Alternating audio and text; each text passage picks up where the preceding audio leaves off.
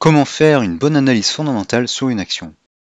Bonjour, dans cette vidéo, une fois n'est pas coutume, je vais parler d'analyse fondamentale. Il y a en effet quelques ratios à surveiller, et puis même Marc Minervini, dans sa méthode CEPA, utilise quelques éléments d'analyse fondamentale et pas que l'analyse technique. En fait, associer les deux, analyse technique et analyse fondamentale, peut être très bénéfique. Vous êtes sur la chaîne Trading Attitude, la seule chaîne bourse et crypto sans blabla qui vous aide à devenir indépendant en trading en maîtrisant l'analyse technique. Si vous êtes nouveau ici, abonnez-vous pour ne rien rater.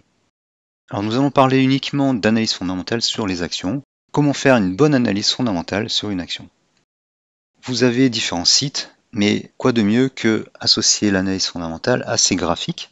Donc, on va utiliser TradingView et TradingView offre des infos très pertinentes sur l'action qui est affichée dans le graphique. Et la première chose à faire, c'est d'aller voir la progression du chiffre d'affaires et du bénéfice. Alors dans ProRealTime, vous avez les chiffres par trimestre ou en annuel. Il vaut mieux regarder en annuel. Et vous pouvez cliquer sur More Financials. En réalité, la toute première chose que je regarde, et on va aller du coup sur plutôt une action qui verse des dividendes, donc par exemple Bouygues. La première chose que je regarde, surtout sur une action sur laquelle je veux investir pour les dividendes, c'est quel est le payout ratio. Le payout ratio, il est ici, c'est ce petit cercle là. S'il est supérieur à 100 ou proche de 100, c'est pas très bon, sauf pour les rates. Par exemple, si on regarde Realty Income, il est de 242%. Alors, qu'il soit supérieur à 100% pour une rate, c'est à peu près normal. Là, bon, avec la hausse des taux d'intérêt, le cours a baissé. Ils ont maintenu leur dividende, parce que si le dividende diminue, les gens revendent l'action, et donc les cours baissent. Donc ils versent plus et ça fait monter le payout ratio. Si vous voulez en savoir plus sur le payout ratio, j'ai fait une vidéo, le lien s'affiche en haut à droite. Donc, par exemple, là, sur cette valeur, le chiffre d'affaires et les revenus montent assez fortement. Donc c'est intéressant. Ces deux baromètres techniques et les évaluations des analystes, bon, c'est pas très important en fait. Ensuite, on va sur plus d'infos ou More Financials. Vous pouvez voir l'overview. Vous avez la structure du capital, la répartition du chiffre d'affaires, la croissance, la répartition des revenus par pays, par service, par métier, l'historique du dividende, donc là il progresse, et la santé financière, les dettes par rapport au cash. Bon là c'est une rate, donc forcément elle est endettée. Donc on va revenir sur Bouygues. Bien sûr vous avez aussi le rendement en dividende ici, et la date de versement. Donc la rentabilité progresse. Autre donnée intéressante, ce que j'aime bien moi, plutôt que de regarder les bilans et les comptes de résultats, c'est les statistiques. Ce que je regarde en premier, et ce qui est intéressant, c'est le price to book ratio. Là on voit que en fait Bouygues était coté en dessous de sa valeur comptable. Le price to book ratio était inférieur à 1. Bon là il est remonté, parce que les cours ont progressé. Et ça c'est intéressant. Alors bien sûr, inversement, sur une action de croissance comme Google, ces ratios vont être très élevés, mais c'est normal aussi. Ensuite, vous pouvez regarder la profitabilité, les ratios de profitabilité. Donc là, ils ne sont pas très élevés sur Bouygues. Le BITDA, alors le BITDA, c'est toujours une notion un peu complexe à comprendre. Je vous ai fait une vidéo, vous pouvez la voir, le lien s'affiche en haut à droite, très intéressante, qui vous dit tout ce qu'il faut savoir sur le BITDA. Et enfin, ce que je regarde aussi en premier, avec le payout ratio, pour les dividendes en tout cas, mais dans tous les cas, je regarde le quick ratio et le current ratio. Plus ils sont supérieurs à 1, mieux c'est. Bon, là, on n'est pas très loin de 1, mais on est en dessous. Ça va encore. Ce qui est bien dans TradingView, c'est que vous avez la définition. En gros, c'est les assets divisés par les passifs. Donc si les actifs sont supérieurs aux passifs, c'est bon signe. Ensuite, ce que je regarde toujours avec le quick ratio et le current ratio, c'est les ratios de solvabilité. Le ratio de dette par rapport aux assets et le de dette par rapport à l'equity. Donc c'est bien quand ils sont au plus proche de 0. Donc là, 1,9, c'est pas top, et 0,24 c'est bon.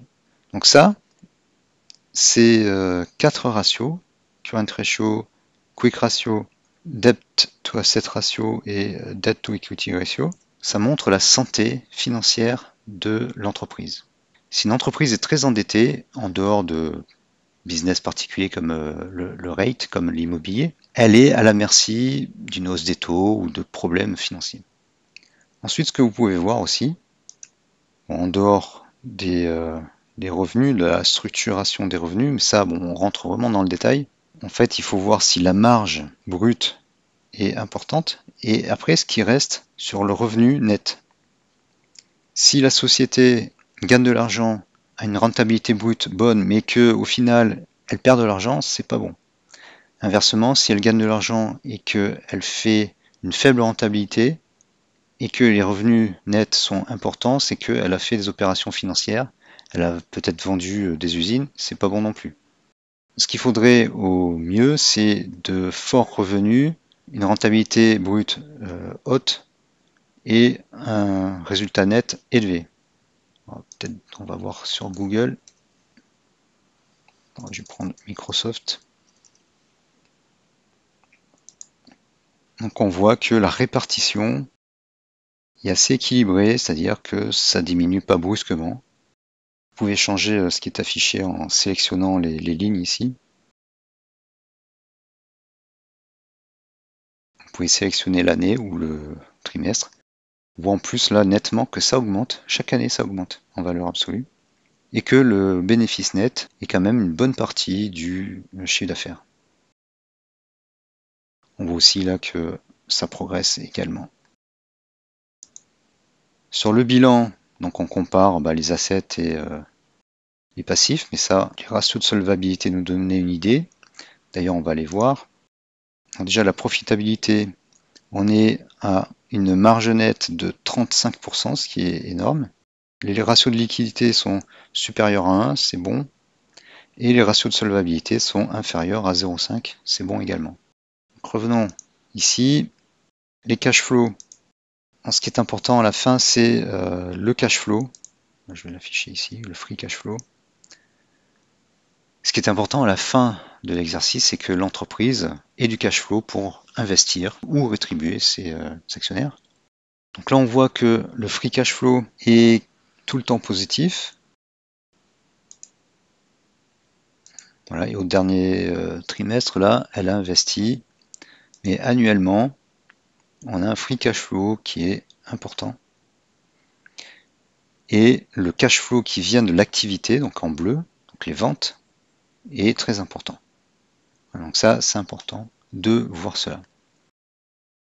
Si on se réfère à ce que Marc Minervini propose dans sa méthode CEPA, donc qui fait la part belle à l'analyse technique, mais qui aussi, je vous conseille d'aller sur le site trading-attitude.com et de regarder cet article, cette super stratégie de trading va vous faire enfin gagner. C'est la méthode CEPA de Marc Minervini.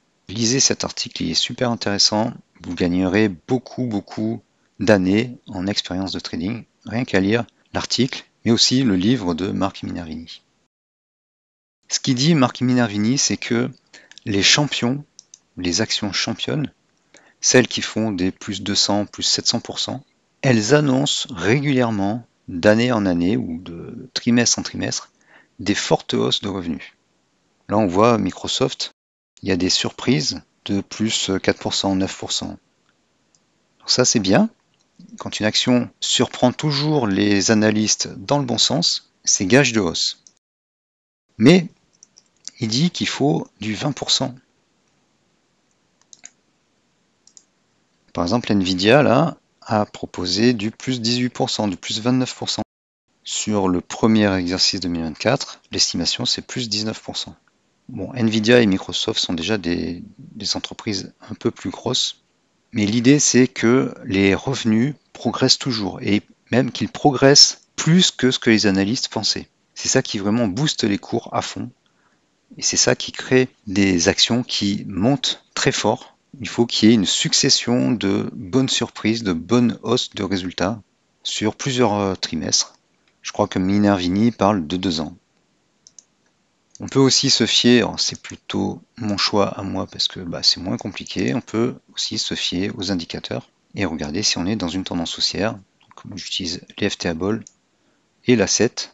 Vous pouvez aussi sur les graphiques regarder ces petits indicateurs, là, ces petits tags. Vous avez le détail et puis la surprise. Là par exemple on a une surprise de 20%. Ici de 11%. Vous avez aussi la possibilité de voir la différence entre ce qui était prévu et les estimations. La différence entre les chiffres réels et ce qui était estimé. Et quand le réel dépasse l'estimé, dans ce qu'on voit clairement là sur le schéma, c'est très positif. Également, vous voyez que là, en 2023, le chiffre d'affaires, le bénéfice a fortement augmenté, ce qui a fait monter le cours de l'action.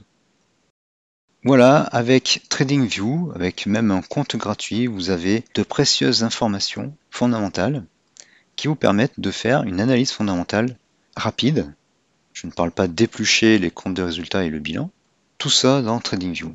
Vous avez aussi un autre outil pratique qui s'appelle Finviz, c'est finviz.com, et vous pouvez chercher Google ou toute autre action.